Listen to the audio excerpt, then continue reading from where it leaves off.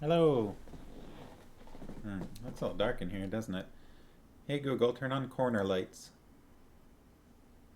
Sure, turning There we on go. three lights. That's a bit better.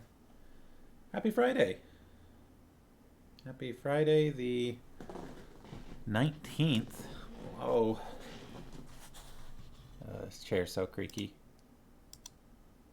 Who's here? I see the name another TV viewer. Still don't know if there's an actual person hanging out there. Ice Wizards. Caxipso6. And the Sharkies. And of course Farmhouse. Hello Sharkies. Yeah. Yeah. One day we'll get our proper chairs for the other room and I can retrieve my computer chair. Oh, oh who's this? What? Benedict? Is it is it the 3 minutes that I told you to wait? You want a snack?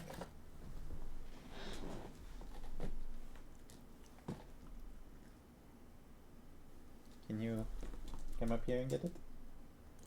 Oh, you knocked it down. Where did it go? Am I sitting on it now? Yes. Yep. He's been sitting here very patiently waiting for treats.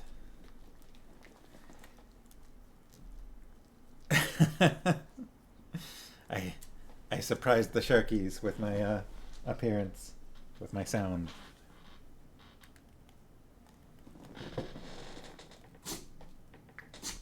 Oh, Gesundheit. Oh, Gesundheit. Sneezy puppy.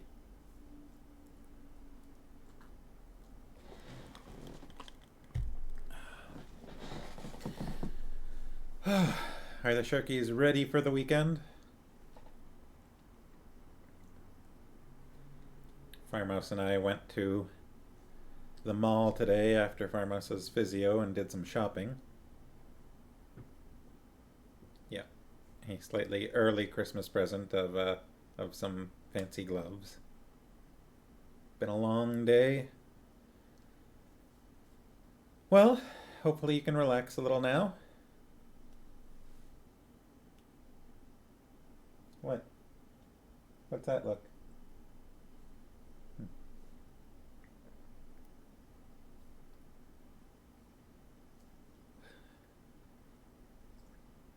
We stopped by our favorite coffee roasting place this morning to get some coffee on the pre-physio.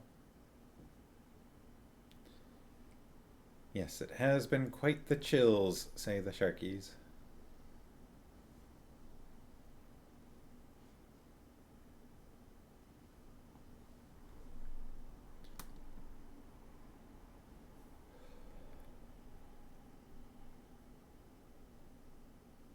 What's new? I'll be running my Curse of Strahd D&D game again on Sunday. And we'll see, oh, a little fuzzy there. We'll see whether or not my players can survive Durst Manor.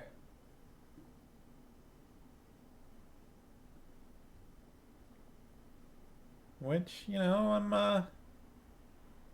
I don't know. They got to level 2, but who knows what dangers await.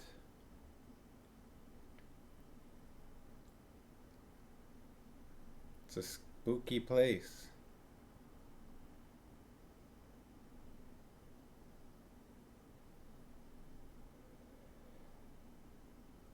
So we're getting along in Guards. 337 out of 412. Not that much to go. Look at that. We are nearly at the end. I don't think we're going to reach the end tonight, but there might only be, I don't know, 1 or 2 more streams after tonight to finish this book, maybe. I'm gonna guess maybe 2 more streams worth of maybe a week today we'll reach the end. Maybe.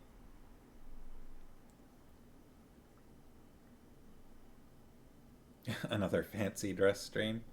I don't know. You'll have to let me know what I should do for our book selection stream. Oh, don't get too excited. Look at that pup back there. Yeah, you. You heard me say pup. You're the pup. Winnipeg's the pup.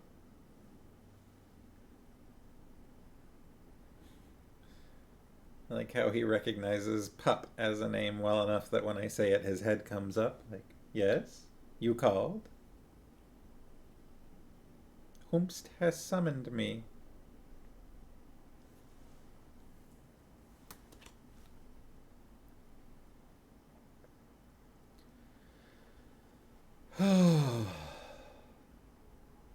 So tomorrow I'm gonna spend some time planning for Sunday for the D&D game. Get some uh-oh. Pup's on the move. Hi. Hello. Wag your tail.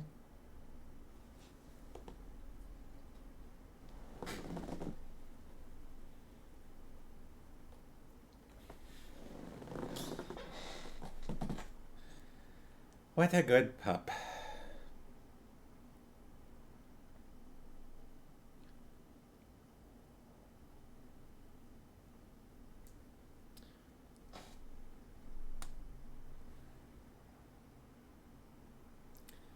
feel like I just don't have much to say tonight. Maybe I should just start reading the book. I don't know. I'm a little tired, and that might have something to do with it. It's been a long year, say the Sharkies. Yeah. Yeah. The last several years kind of feel both stretched out far longer than they should have been, but also kind of packed together in a, like, it's hard to tell how much time has really passed sort of way.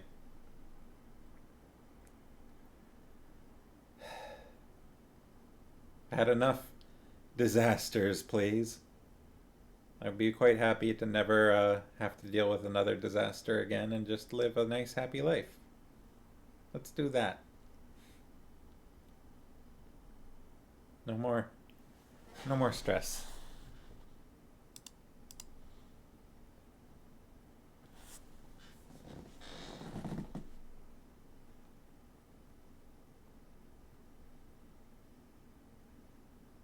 Oh, no, I unless I pick up on a clue, I'm fine just saying the Sharkies. Um, Sometimes it's a little bit of like a I wonder who this might be, but then occasionally I can deduce.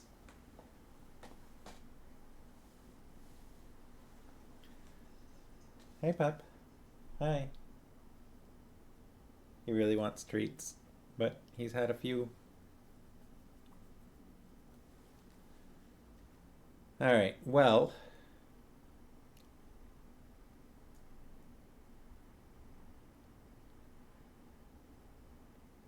oh, I missed some of what Farmos was saying. Farmos has been thinking about some events for the end of the year, and Sharkies are waiting on an appropriate day to put up lights. Yeah, we haven't put up our lights yet. I don't know if we're going to before December, maybe like December 1st or something, but maybe, maybe if there's a nice day for it, we'll do that a little earlier. Get the ladder out and go out front.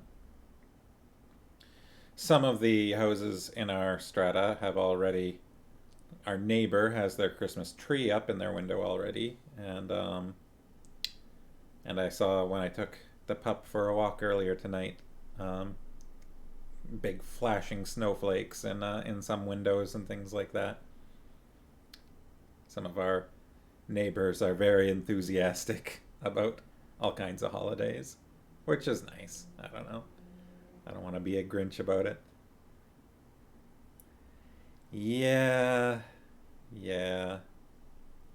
I definitely put my foot down. You know, no Christmas lights before Remembrance Day at the minimum.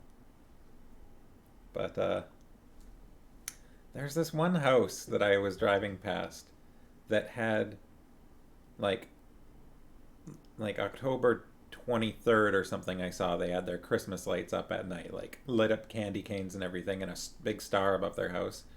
But then driving past another time, Farmhouse said, or somebody told me, that they also had Halloween decorations out, like pumpkins. So that was very confusing to me. Like, make up your mind? Like, I don't think they were going for a Nightmare Before Christmas sort of look. They just had both, which was weird.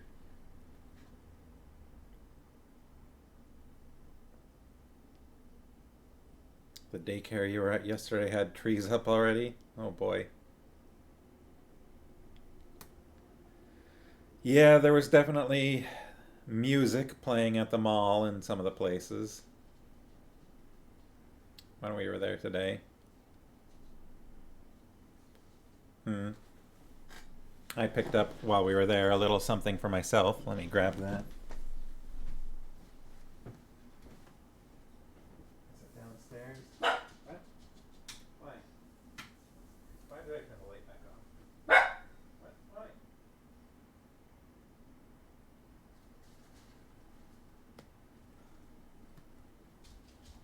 Well, the stuff we bought's got a strong smell. I can smell it going down the stairs. I'm back. Hello.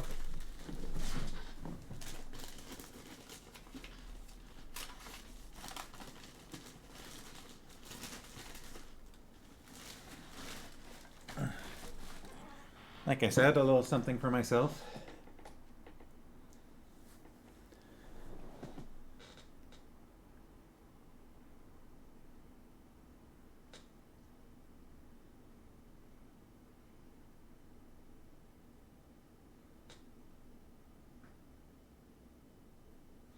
The Sharkies keep a Halloween bat for Christmas, which gets dressed up.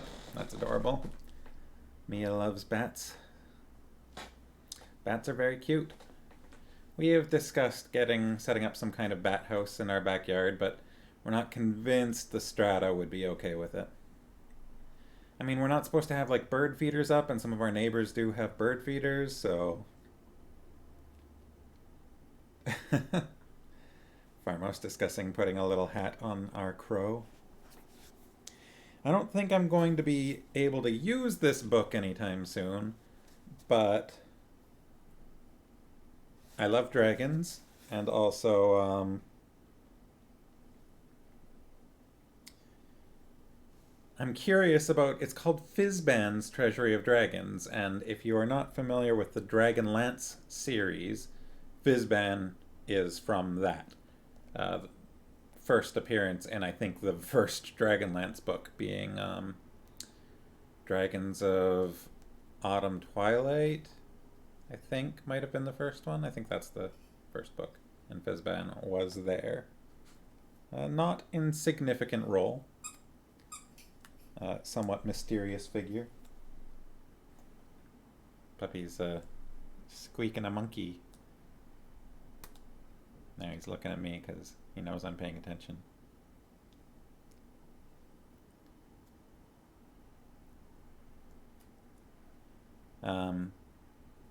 But yeah, so I'm curious because I haven't really seen much Dragonlance content for a while. I know there was some controversy where the authors, I think it was Margaret Weiss and Tracy Hickman, were contracted to write a new Dragonlance book, and I think they had it mostly done or something like that, and then Wizards of the Coast like backed out or something. There was a huge legal problem with it.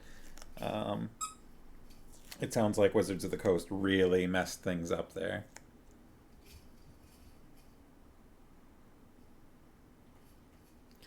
I don't know. It sounded very complicated. I've watched some videos about what exactly went on because I was curious. But that would all be kind of secondhand information, and I don't remember the exact details. But it kind of sounded like it would not have been surprising if Dragonlance just sort of died with that legal battle. But here they are using the name of one of the characters from it as a title for their newest book. Let me see. There's always something fun on the if you haven't noticed this, on the inside in the like legal information part of 5th edition books, they always have a little disclaimer. This one says, "Disclaimer. No guarantee is made that this book was or was not removed from the hoard of a dragon. Be aware that items taken from a dragon's hoard might carry traces of the dragon's inherent magic, even long after they are removed from said hoard. Exposure to another dragon's hoard can reawaken that magic with unpredictable results."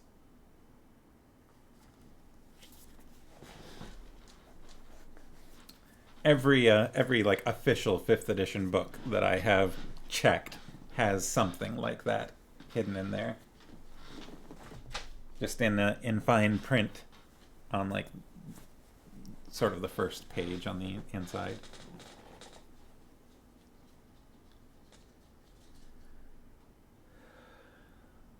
Let's see, Farmos talking about when we went to the Singapore Zoo. Yeah, the bats were very, very cute there, hanging upside down with bits of fruit and just om nom nom.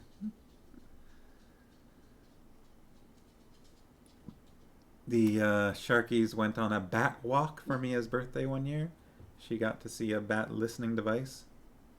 Yeah, we went camping this summer, and Eriker got from the library a bat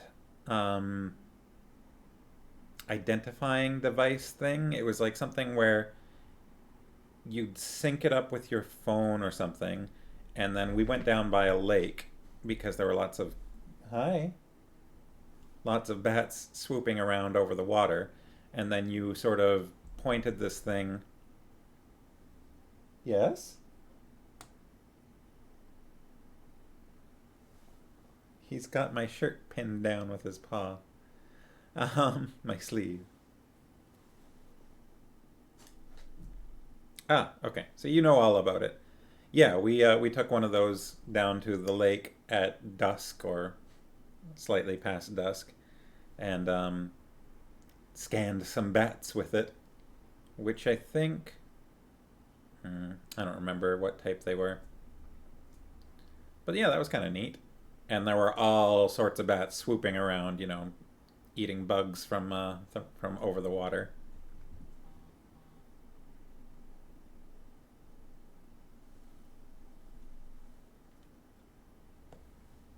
He's very energetic today. Ever since we got home, when I took him out, he was just wanting to run, and then when we got back, he's been licking my face and jumping up on us and just all kinds of energy. Okay, it's nearly 20 after 7, so I'm gonna read this book, huh? I think everyone who is here was here last time, but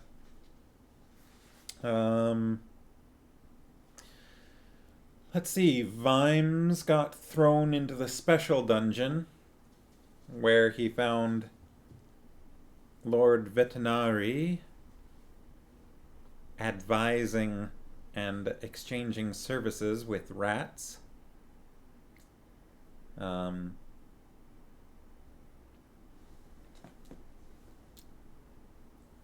And the rest of the Night Watch were discussing how one goes about killing a dragon, which is when it flies overhead, you look at it and you go, oh, look, there, that's its vulnerable spot.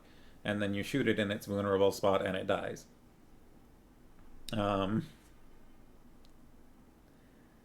So they were discussing how Sergeant Colin is a crack shot with a bow, and how he maybe should try and take that shot, and how Nobby is quite good at discovering people's vulnerable spots, and so he should be there to help with that. And of course, Carrot volunteered.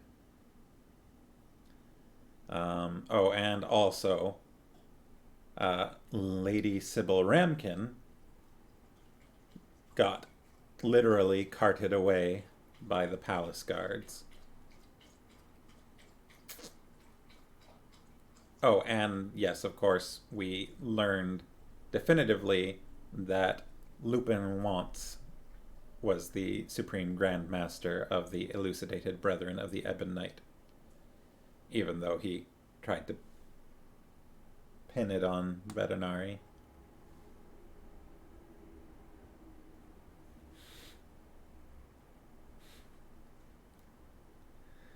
I think those are all the very important points from last time to where we're at now.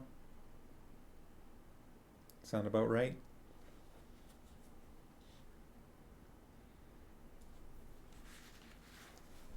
I suppose it could also be pointed out that Vimes learned that it seemed like Vetinari was quite comfortable in the dungeon, and also that all of the bars and bolts and whatnot on the very solid dungeon door were on the inside. Alright. The rank clambered awkwardly across the damp rooftops as the morning mist was boiled off by the sun.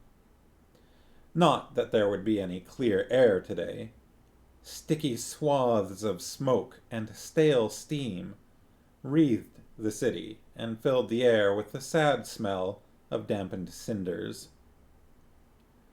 "What is this place?" said Carrot, helping the others along a greasy walkway. Sergeant Colin looked around at the forest of chimneys. "We're just above Jimkin Bearhugger's whiskey distillery," he said. That wasn't quite right.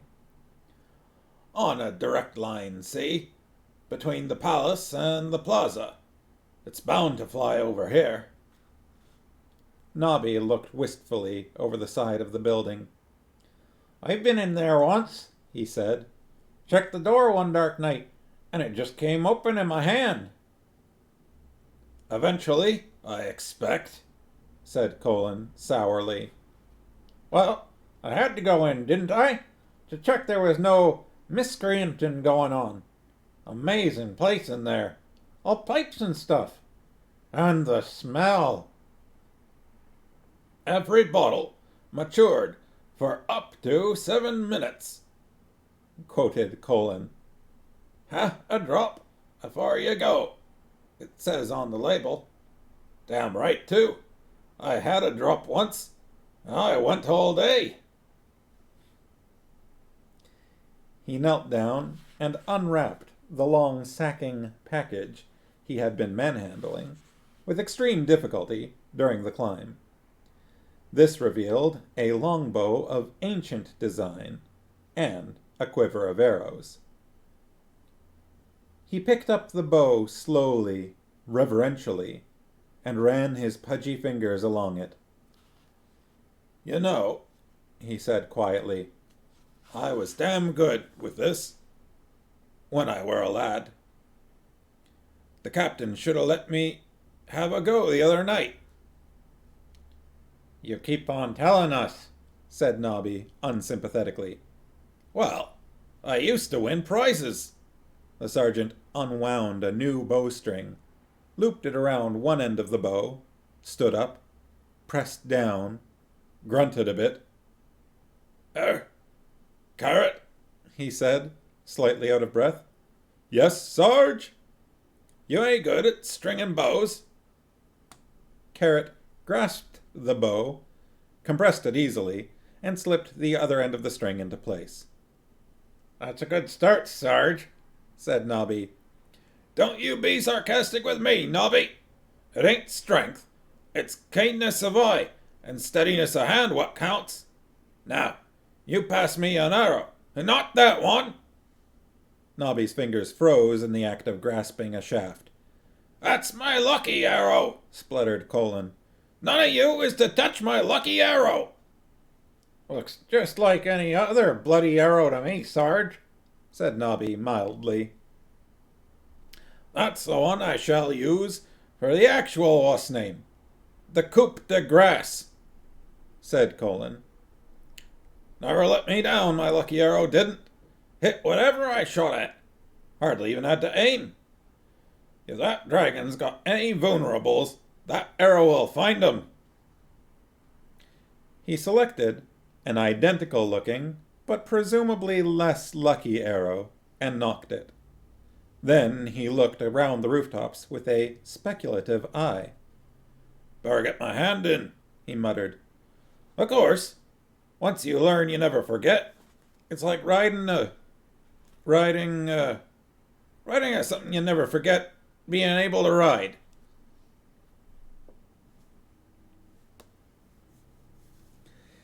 He pulled the bowstring back to his ear and grunted. "Right," he wheezed, as his arm trembled with the tension like a branch in a gale. "See the roof of the Assassin's Guild over there?" They peered through the grubby air. "Right, then," said Colin. "And do you see the weather vane on it? Do you see it?" Carrot glanced at the arrowhead. It was weaving back and forth in a series of figure eights. "It's a long way off, Sarge," said Nobby doubtfully.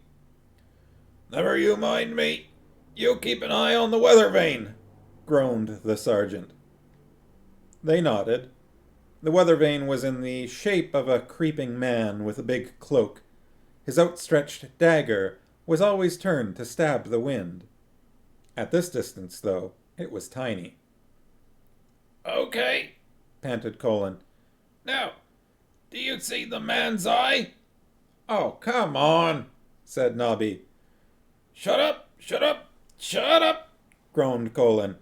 "Do you see it, I said?" "I think I can see it, Sarge," said Carrot loyally.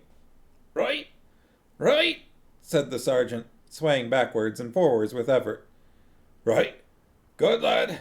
Okay. Now, keep an eye on it, all right." He grunted and loosed the arrow. Several things happened so fast that they will have to be recounted in stop-motion prose. Probably the first was the bowstring slapping into the soft inner part of Colin's wrist, causing him to scream and drop the bow. This had no effect on the path of the arrow, which was already flying straight and true towards a gargoyle on the rooftop just across the road.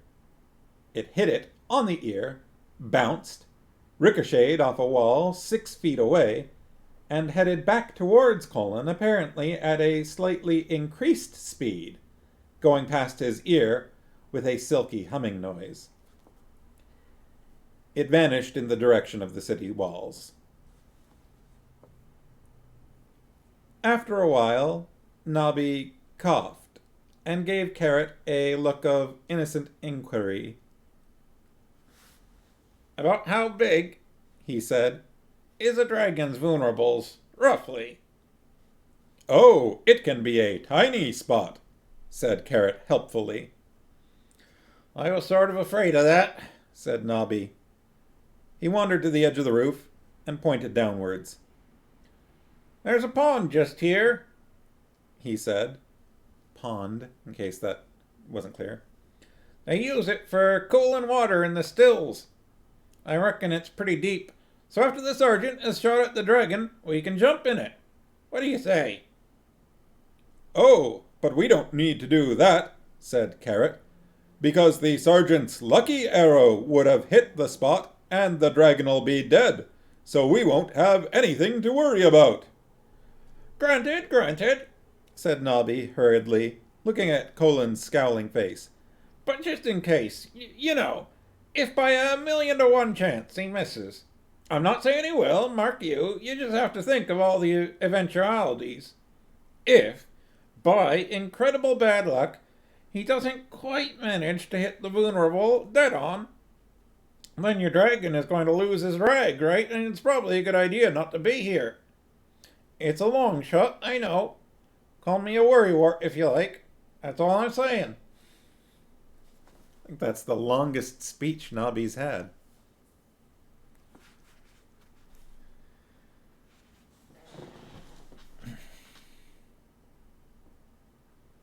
What's happening here? Marmo says good alliteration there, smoky and cinders and whatnot. Sharkeys say woo. Colin nearly used a modern expression there. Yeah, you never forget how to ride. It's like riding something you'd never forget how to ride. Farmos can feel that bow injury. So many bruises. Yeah, that's why you gotta get yourself a wrist guard.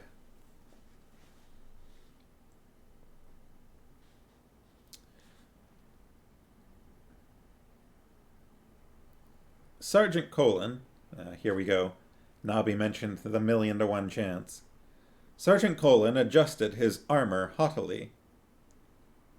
When you really need them the most, he said, 1,000,000 to 1 chances always crop up. Well-known fact. The sergeant is right, Nobby, said Carrot virtuously. You know that when there's just 1 chance, which might just work, well, it works. Otherwise, there'd be no...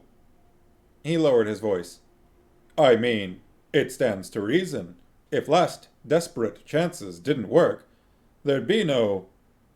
Well, the gods wouldn't let it be any other way. They wouldn't. As one man, the 3 of them turned and looked through the murky air towards the hub of the Discworld, thousands of miles away. Now the air was gray with old smoke and mist shreds, but on a clear day it was possible to see Cori Celesti, home of the gods. I don't know if I pronounced that right. Cori Celesti, Cori Celesti. Sight of the home of the gods, anyway. They lived in Dunmanifestin, the stuccoed Valhalla, where the gods faced eternity with the kind of minds that were at a loss to know what to do to pass a wet afternoon.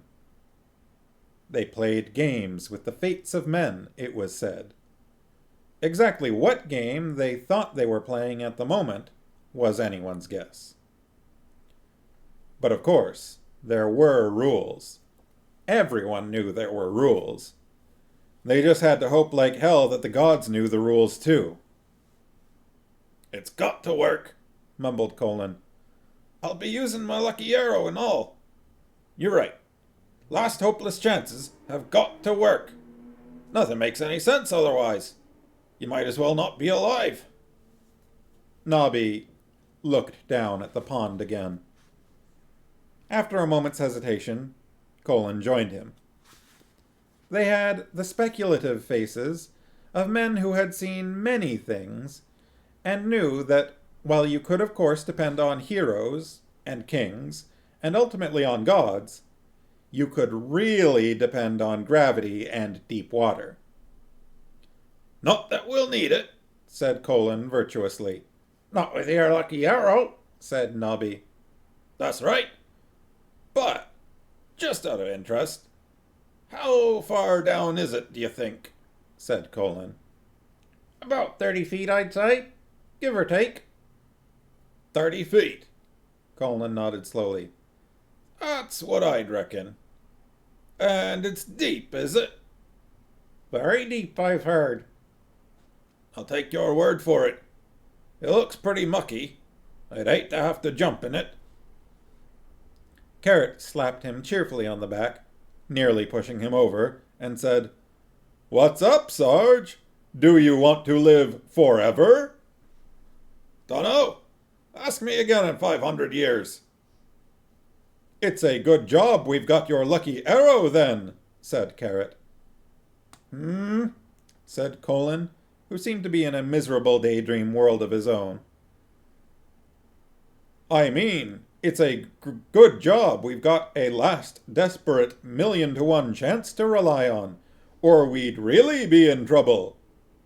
Oh, yes, said Nobby sadly. Lucky old us.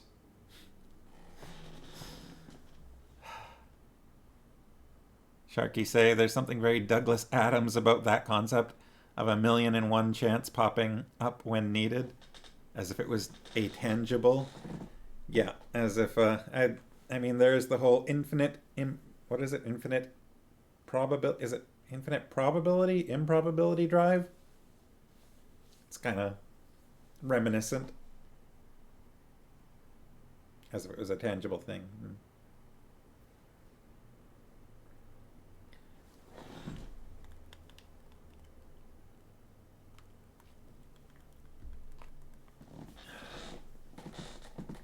Oh, I'm way out of focus from leaning forward and then back again.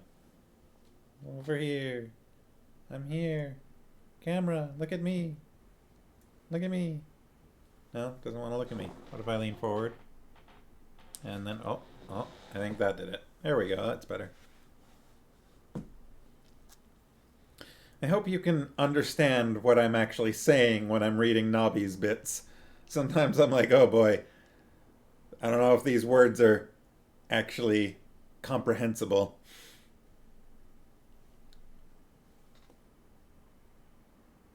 Ben, you're so cute. You want another treat, huh? Well, being that cute, I suppose you deserve it.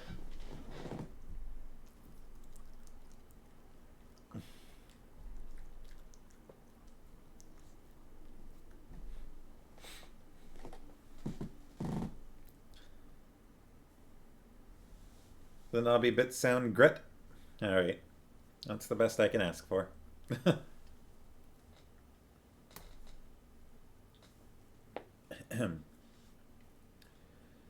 The patrician lay back. A couple of rats dragged a cushion under his head. You don't think he could do that part himself? I think he's just showing off now.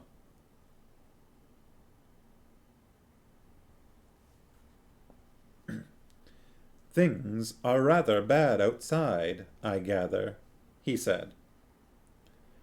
Yes, said Vimes bitterly. You're right. You're the safest man in the city. He wedged another knife in a crack in the stones and tested his weight carefully, while Lord Vetinari looked on with interest. He'd managed to get 6 feet off the floor and up to a level with the grill. Now he started to hack at the mortar around the bars. The patrician watched him for a while, and then took a book off the little shelf beside him. Since the rats couldn't read the library, he'd been able to assemble Since the rats couldn't read... I see. Since the rats couldn't read, the library he'd been able to assemble was a little baroque, but he was not a man to ignore fresh knowledge. He found his bookmark in the pages of Lace-Making Through the Ages, and read a few pages. After a while, he found it necessary to brush a few crumbs of mortar off the book and looked up. Are you achieving success? He inquired politely. Vimes gritted his teeth and hacked away.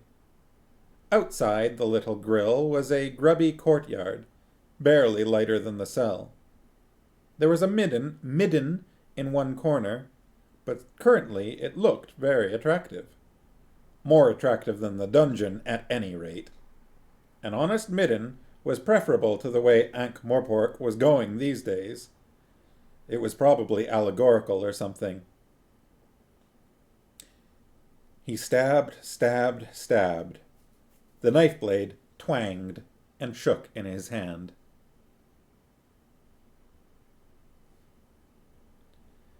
The librarian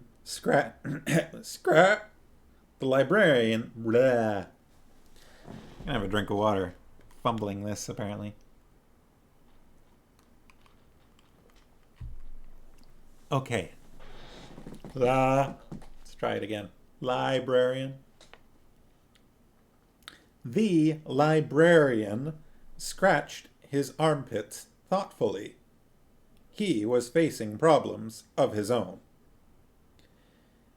He had come here full of rage against book thieves, and that rage still burned.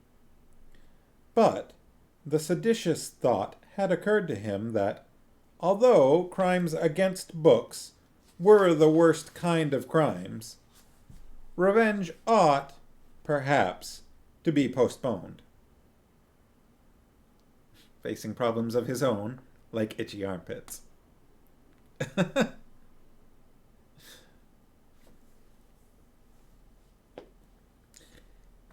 It occurred to him that, while of course what humans chose to do to one another was all one to him, there were certain activities that should be curtailed in case the perpetrators got overconfident and started doing things like that to books, too. The librarian stared at his badge again, and gave it a gentle nibble in the optimistic hope that it had become edible. No doubt about it, he had a duty to the captain. The captain had always been kind to him, and the captain had a badge too.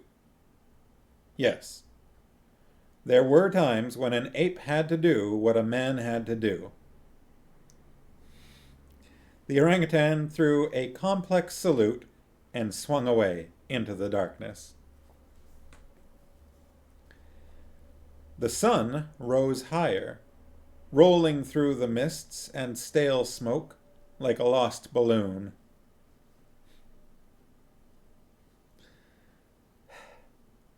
The rank sat in the shade of a chimney stack, waiting and killing time in their various ways. Nobby was thoughtfully probing the contents of a nostril. Carrot was writing a letter home, and Sergeant Colin was worrying. After a while, he shifted his weight uneasily and said, "I've thought of a problem."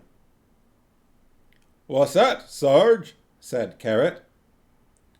Sergeant Colin looked wretched. "Well, what if it's not 1,000,000 to 1 chance?" he said. Nobby stared at him. "What do you mean?" he said. "Well, all right. Last desperate 1,000,000 to 1 chances always work, right? No problem. But, well, it's pretty what's name specific. I mean, isn't it?" "You tell me," said Nobby. "What if it's just 1,000 to 1 chance?" said Colin, agonizedly. "What? Anyone ever heard of 1,000 to 1 shot coming up?" Carrot looked up. "Don't be daft, Sergeant," he said.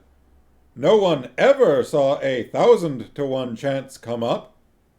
The odds against it are," his lips moved, "millions to 1. "Yeah, millions," agreed Nobby.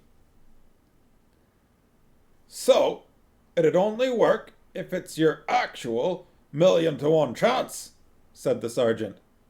"I suppose that's right," said Nobby. "So, 999,943 to 1, for example," Colin began. Carrot shook his head. "Wouldn't have a hope. No one ever said, it's a 999,943 to 1 chance, but it just might work."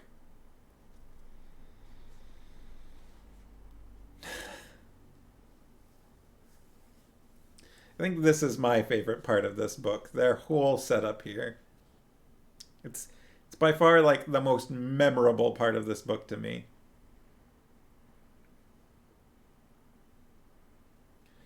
They stared out across the city in the silence of ferocious mental calculation. "We could have a real problem here," said Colin eventually. Carrot started to scribble furiously.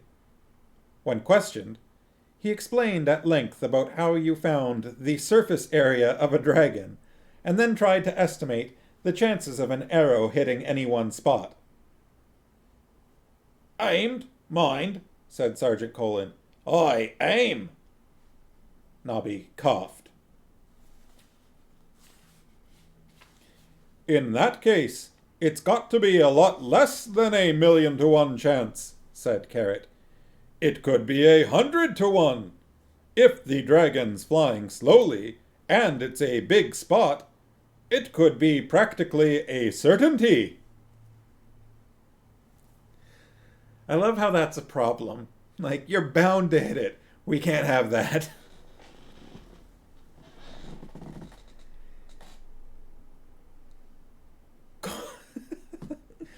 Colin's lips shaped themselves around the phrase, "It's a certainty, but it might just work." He shook his head. Nah, he said. So, what we've got to do then, said Nobby, slowly, is adjust the odds. The absolute logic is just amazing. I love it so much. Like, oh no, you are too likely to hit it. It will never work.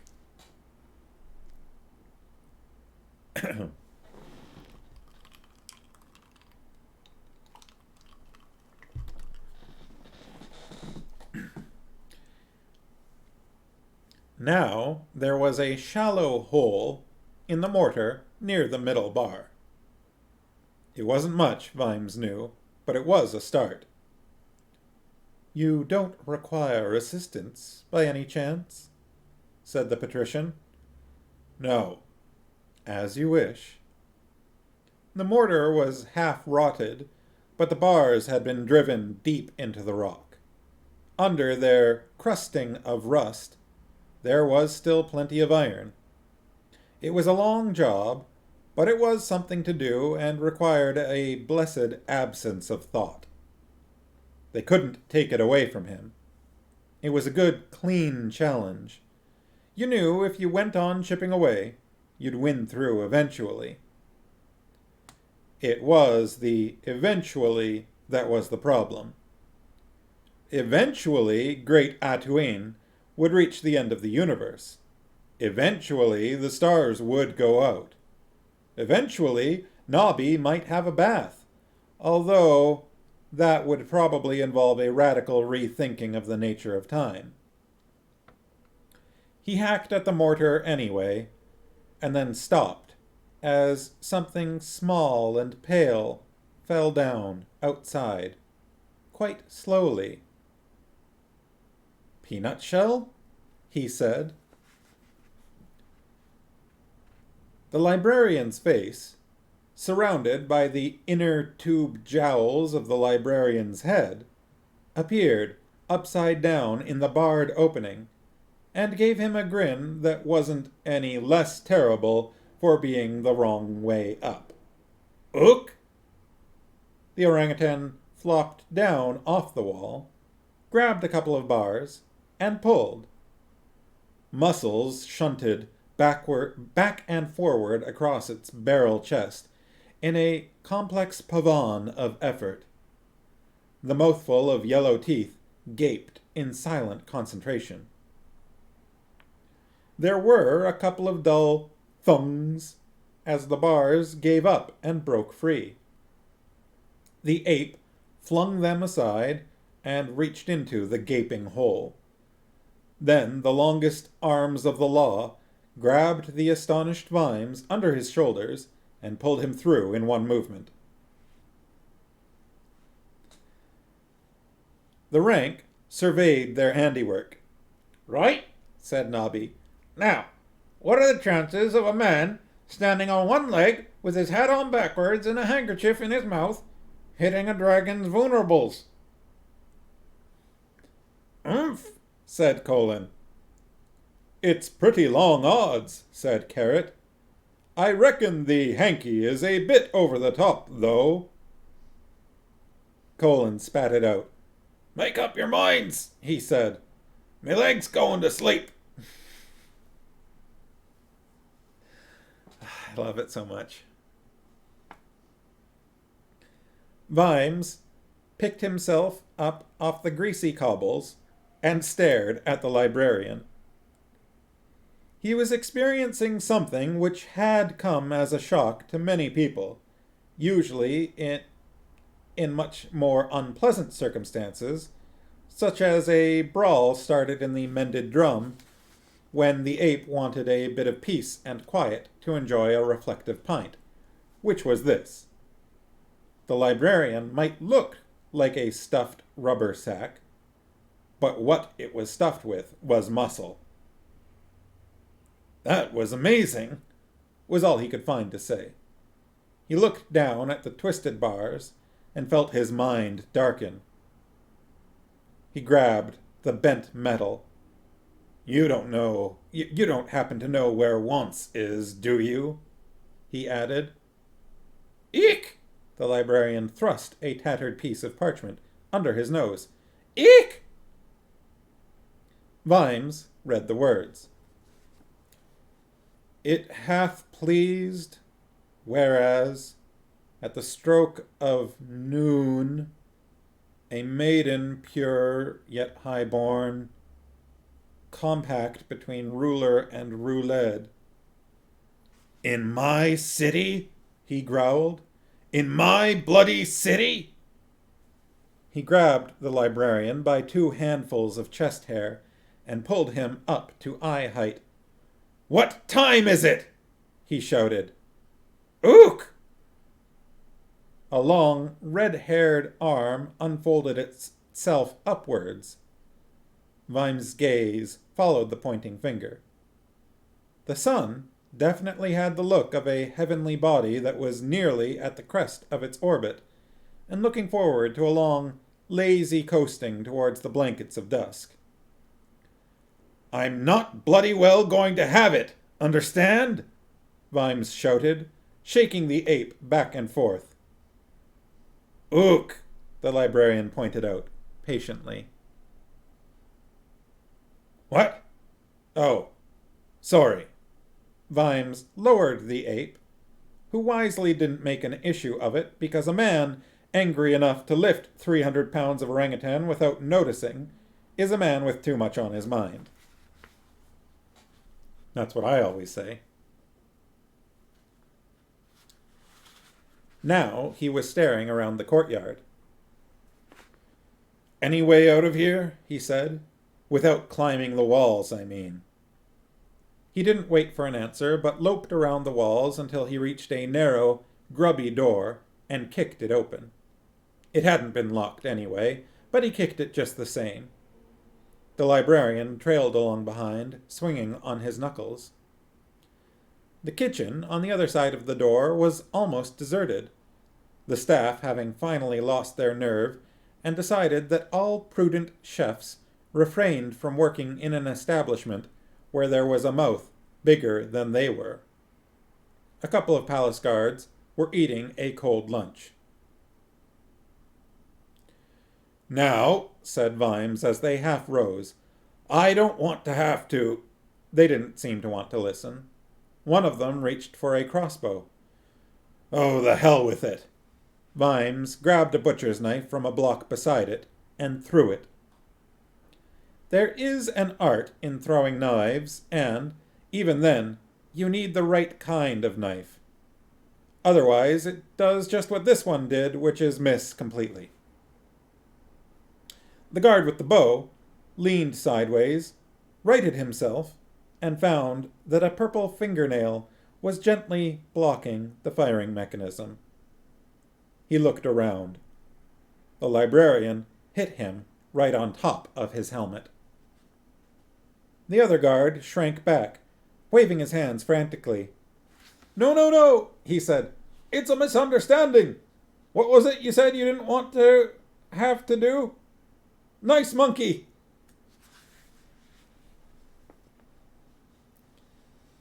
Oh dear, said Vimes. Wrong. He ignored the terrified screaming and rummaged through the debris of the kitchen until he came up with a cleaver. He'd never He'd never felt really at home with swords, but a cleaver was a different matter. A cleaver had weight. It had purpose. A sword might have a certain nobility about it, unless it was the one belonging, for example, to Nobby, which relied on rust to hold it together. But what a cleaver had was a tremendous ability to cut things up. He left the biology lesson, that no monkey was capable of bouncing someone up and down by their ankles, found a likely door, and hurried through it. This took him outside again, into the big cobbled area that surrounded the palace. Now he could get his bearings. Now he could... There was a boom in the air above him. A gale blew downwards, knocking him over. The king of Ankh-Morpork, wings outspread, glided across the sky and settled for a moment on the palace gateway, talons gouging long scars in the stone as it caught its balance. The sun glittered off its arched back as it stretched its neck, roared a lazy billow of flames, and sprang into the air again. Vimes made an animal, a mammalian animal. Mammalian, right? A mammalian animal noise in the back of his throat, and ran out into the empty streets.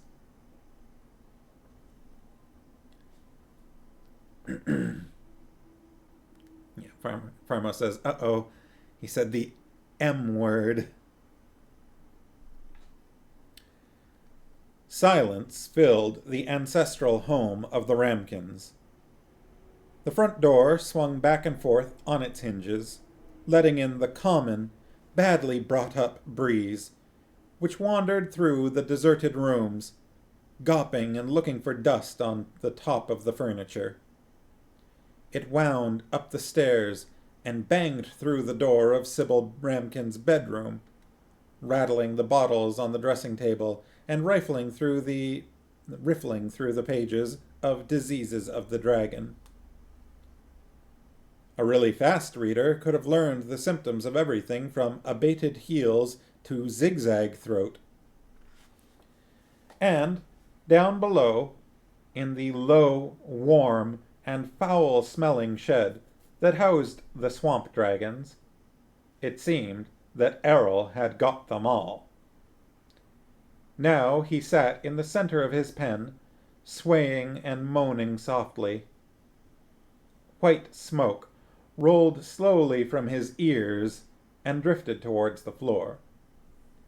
From somewhere inside his swollen stomach came complex explosive hydraulic noises, as though desperate teams of gnomes were trying to drive a culvert through a cliff in a thunderstorm.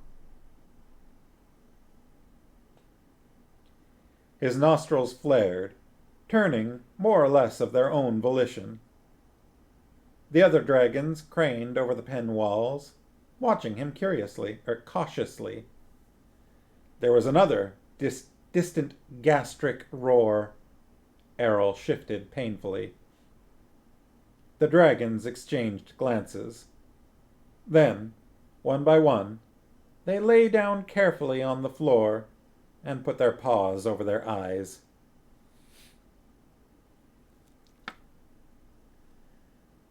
Nobby put his head on one side. "It looks promising," he said critically. "We might be nearly there. I reckon the chances of a man with soot on his face, his tongue sticking out, standing on one leg, and singing the hedgehog song, ever hitting a dragon's vulnerables would be... What did you say, Carrot?" 1,000,000 to 1, I reckon, said Carrot virtuously. Colin glared at them. "Listen, lads," he said. "You're not winding me up, are you?" Carrot looked down at the plaza below them. "Oh, bloody hell," he said softly. What's that? Said Colin urgently, looking around. They're chaining a woman to a rock. The rank stared over the parapet. The huge and silent crowd that lined the plaza stared too, at a white figure struggling between half a dozen palace guards. Wonder where they got the rock from, said Colin. We're on loam here, you know. Fine strapping wench, whoever she is, said Nobby approvingly, as one of the guards wheeled off bow-legged and collapsed. That's one lad who won't know what to do with his evenings for a few weeks. Got a mean right knee, so she has. Anyone we know, said Colin. Carrot squinted. It's Lady Ramkin, he said, his mouth dropping open. Never. He's right. In a nightie, said Nobby. The buggers! Colin snatched up his bow and fumbled for an arrow. I'll give 'em vulnerables. Well-spoken lady like her. It's a disgrace. Said Carrot, who had glanced over his shoulder. Sergeant? This is what it comes to, muttered Colin. Decent women can't walk down the street without being eaten. Right, you bastards, your geography. Sergeant, Carrot repeated urgently. It's history, not geography, said Nobby. That's what you're supposed to say. History. Your history, you say. Well, whatever, snapped Colin. Let's see how... Sergeant! Nobby was looking behind them, too. Oh, shit, he said. Can't miss, muttered Colin, taking aim. Sergeant! Shut up, you two. I can't concentrate when you keep shout. Sergeant, it's coming!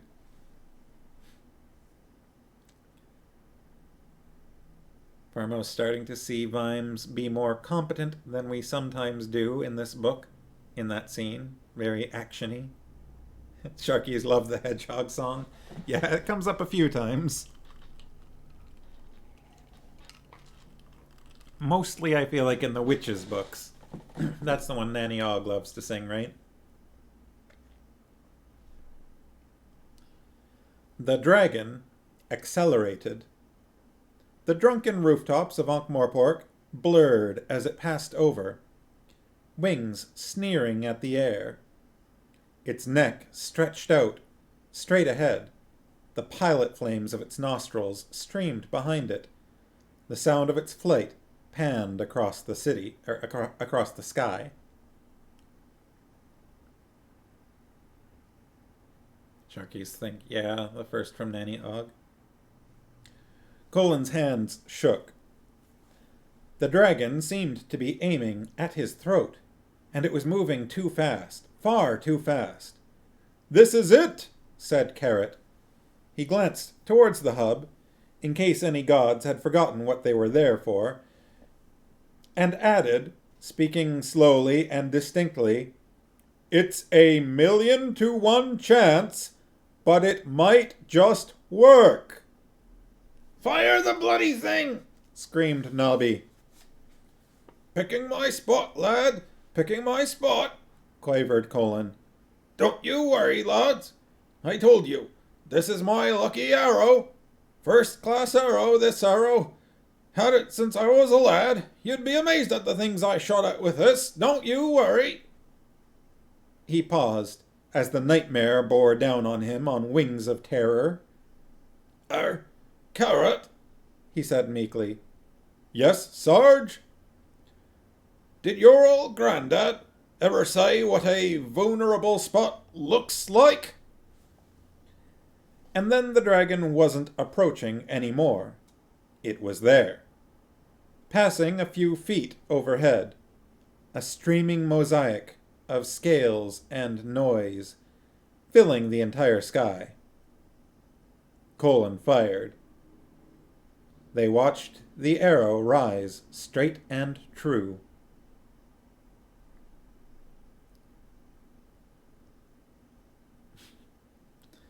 Foremost says she believes the title is A Hedgehog Can't Be Buggered at All.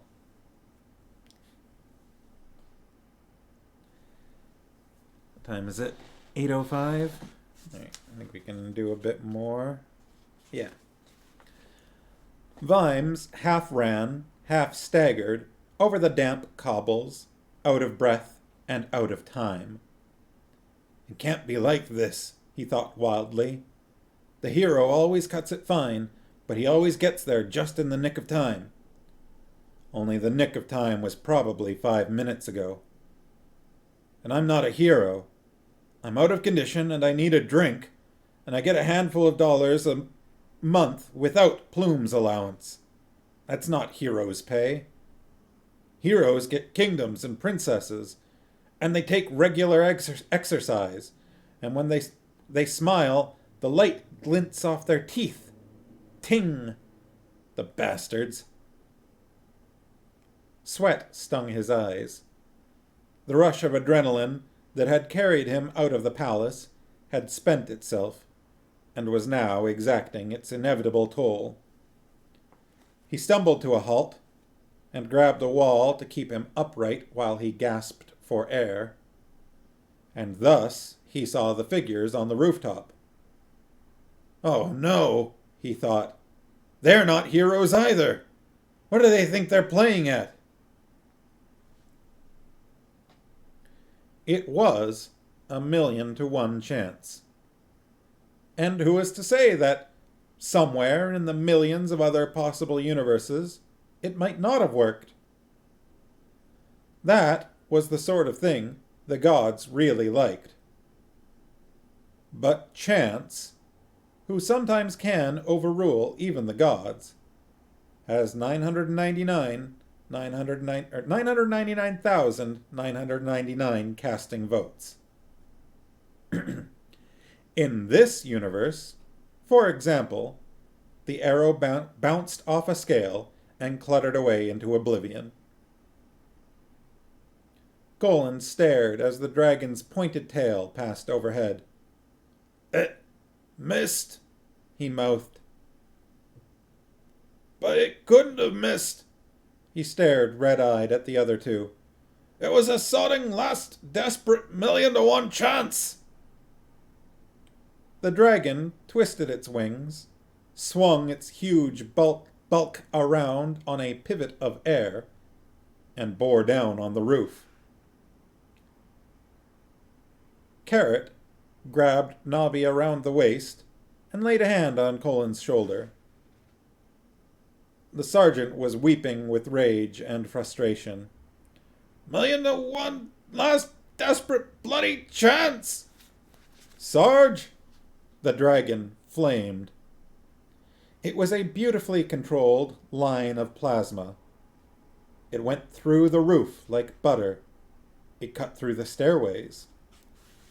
It crackled into ancient timbers and made them twist like paper.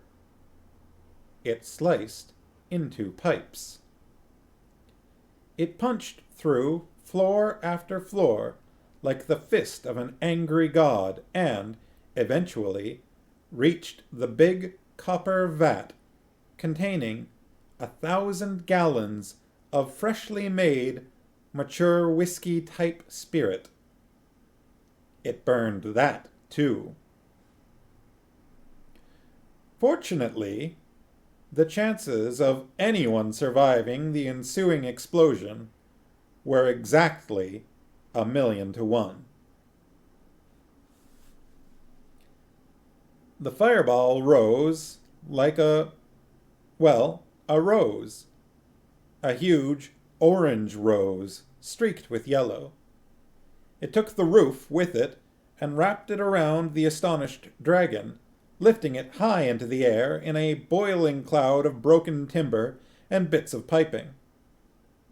The crowd watched in bemusement as the super-hot blast flung it into the sky and barely noticed Vimes as he pushed his way, wheezing and crying, through the press of bodies.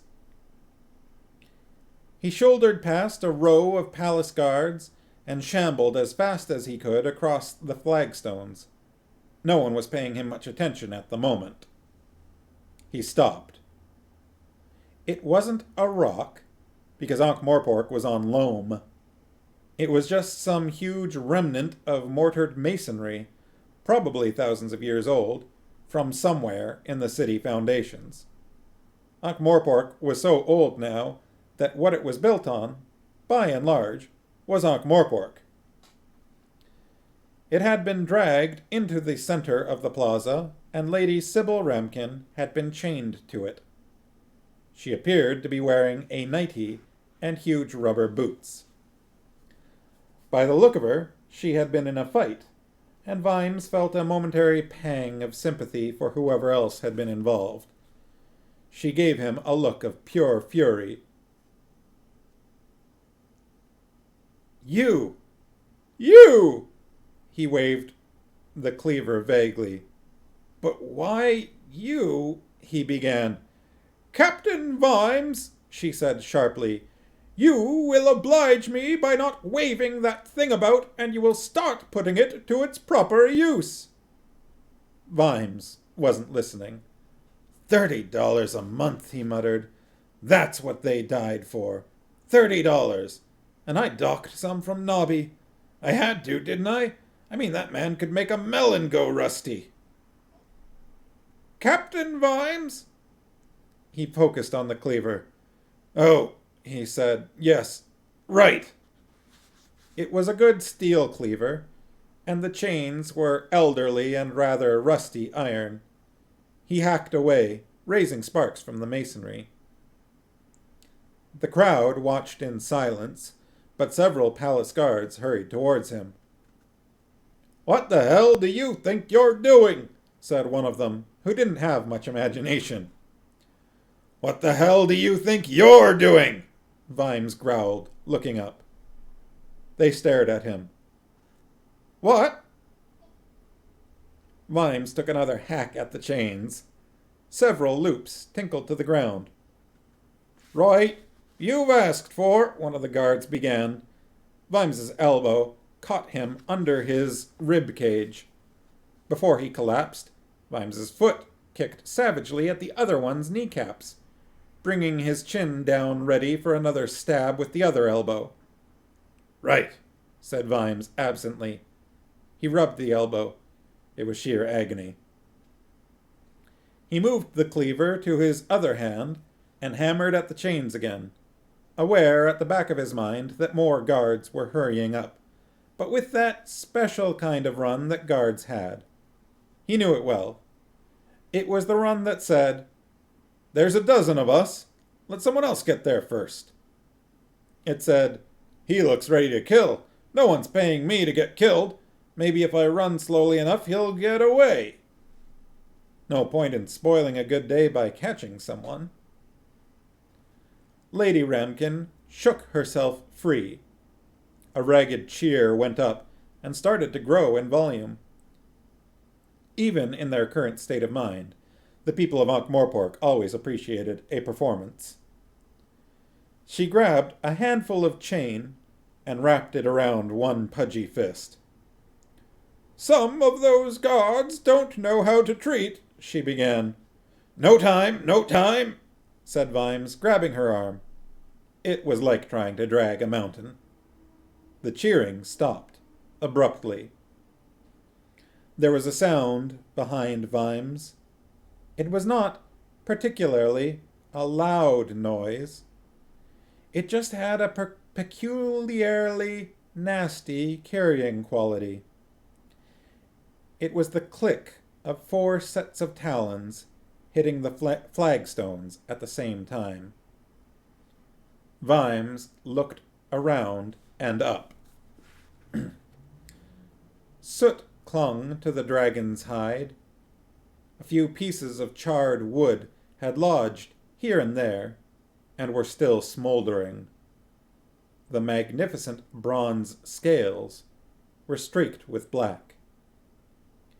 It lowered its head until Vimes was a few feet away from its eyes, and tried to focus on him.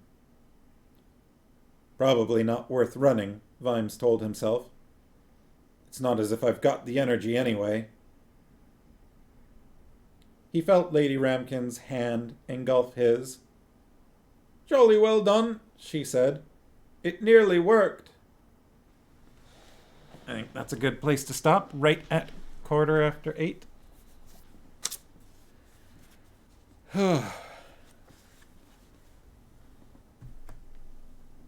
Stretch.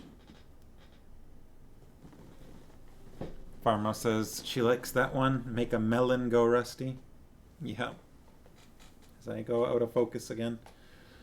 Well, we're done reading. It's okay. I don't need to be in focus. What's so great about being in focus anyway? Oh, there we go.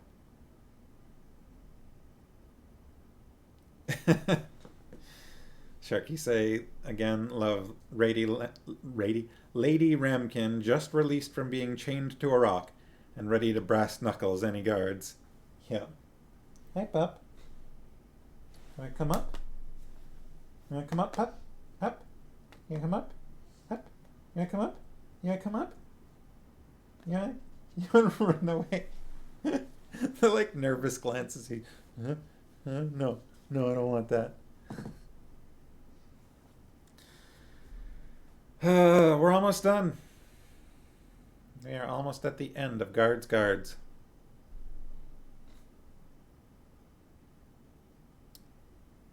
Well, hope everyone had fun. I hope everyone's got some relaxing weekend plans. Don't spend all your time being productive.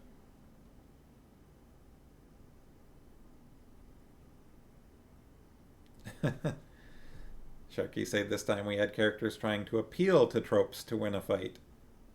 Yeah, that came up a couple of times in this one.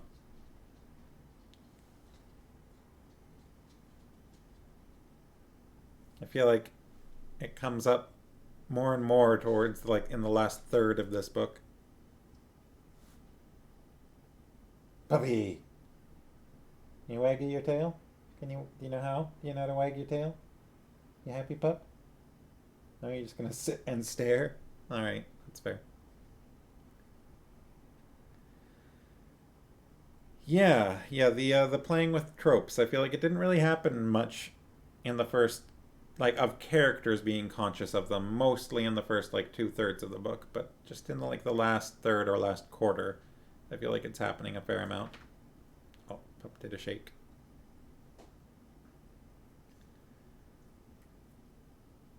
It's entertaining, though. Also, I feel like there have been less and less footnotes as the book has gone on. There were lots of footnotes in the beginning and less towards the end.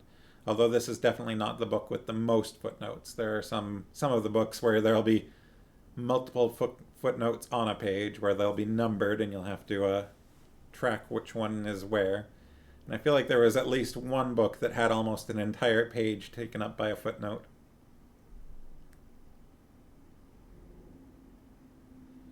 Sharky say protagonists know they're in their favor, antagonists know they're against them.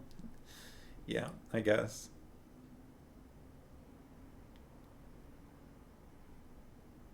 I suppose. I wonder.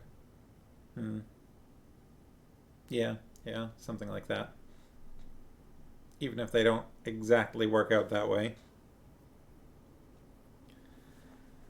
Alright, well, I'm gonna go have a little something to eat, I think, because I haven't had too much today. I just had some udon this morning. So I'm getting kind of hungry. Pharma says, the guards knowing they shouldn't attack the grinning, unarmed man. Yeah, especially when they outnumber him. Maybe if it were one-on-one. Maybe. But them having the advantage of numbers? No chance.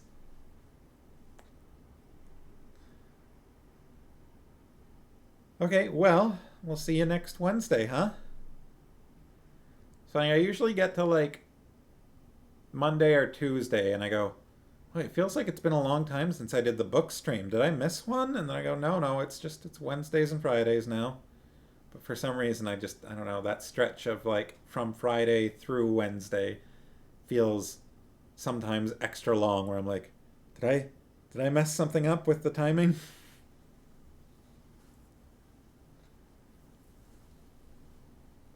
Okay, well, say hello to the childrens, to the kids. And I'll see you next week. Have a good weekend.